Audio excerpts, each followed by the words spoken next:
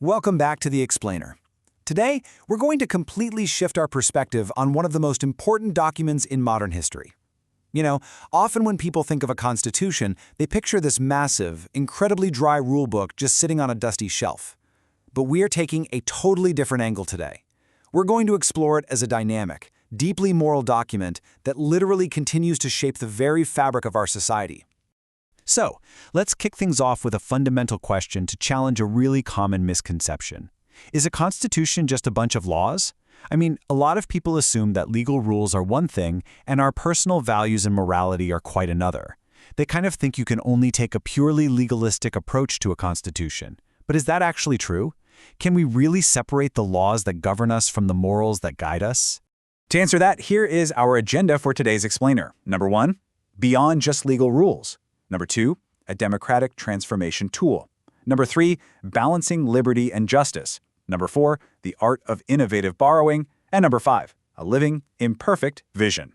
Let's dive into Section 1, Beyond Just Legal Rules, Finding the Moral Compass. We really need to look past all the purely legalistic wording to understand the actual framework holding everything together.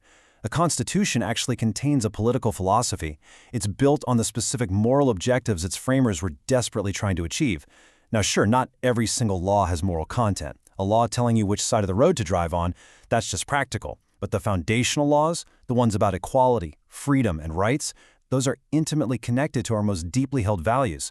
When a constitution prohibits discrimination, it isn't just making a rule, it's making a profound moral statement about human worth. Moving right along to Section 2, a democratic transformation tool, managing state power.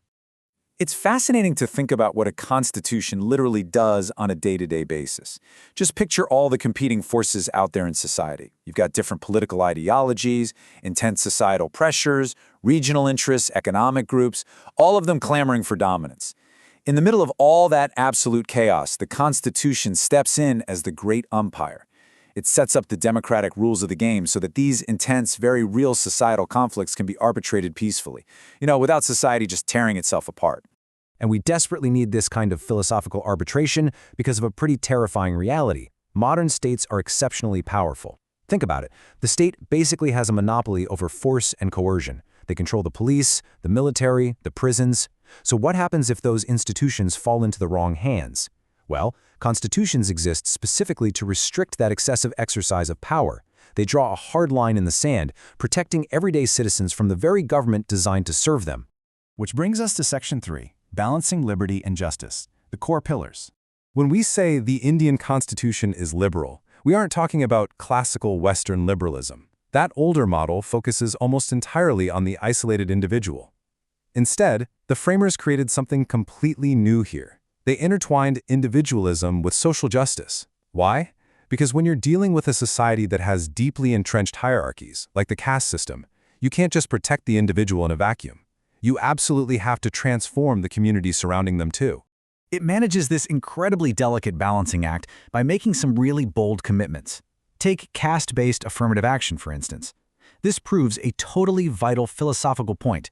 Systemic social justice and individual freedom absolutely can coexist. The framers realized that for a historically marginalized person to truly experience liberty, the state had to actively intervene to ensure social justice. It's not a contradiction at all. It's a necessary harmony. All right, on to Section 4, the art of innovative borrowing, making it our own. I really want to highlight this specific idea from our source text. It was never a blind borrowing. It was innovative borrowing. The framers didn't just crack open the US Constitution or the British Parliamentary Rulebook and hit copy-paste. No way. They were incredibly deliberate. They looked at the absolute best ideas humanity had to offer at the time, and then they asked themselves, okay, how do we actually make this work for us? To truly defend the origins of this text, we have to recognize that the leaders of the national movement had already been adopting these global modern ways of thinking during their long struggle for independence. They weren't just blindly importing concepts. They tailored them precisely to fit the really unique, complex realities of Indian society. They fundamentally made them their own. Finally, let's look at Section 5, a living, imperfect vision, acknowledging the flaws. Because, look, beyond that whole borrowed document critique we just talked about, there are serious historical blind spots. We're talking about early issues like unequal rights for women regarding family property. That's a real flaw. Plus, there is the massive, ongoing challenge of taking standards created back in the mid-20th century and applying them to our wildly different 21st century world. But the chapter argues that while these limitations are real and definitely need to be debated, they just aren't serious enough to completely jeopardize the core empowering philosophy of the Constitution itself. There is a seriously profound realization to be had here.